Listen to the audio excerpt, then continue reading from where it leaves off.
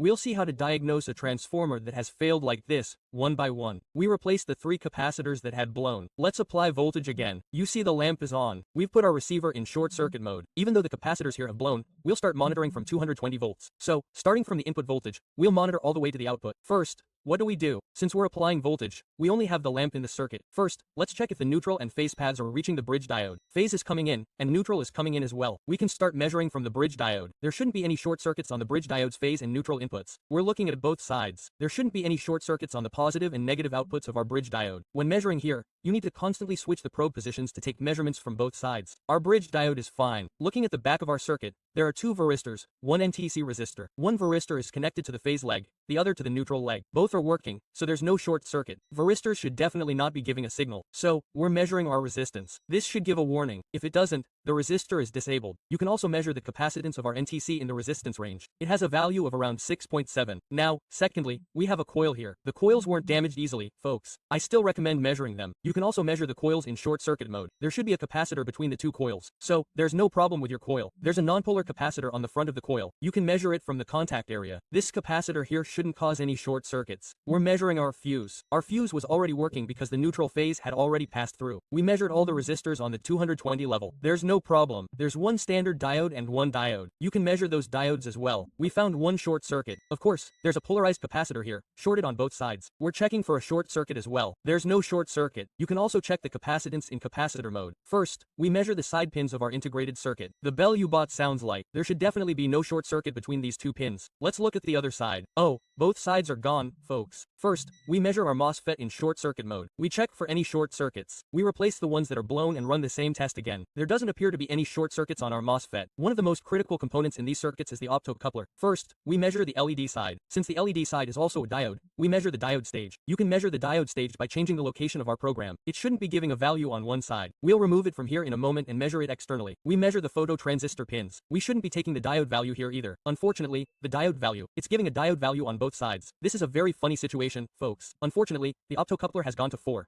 Even if it malfunctions in the optocoupler circuit, we absolutely must verify it.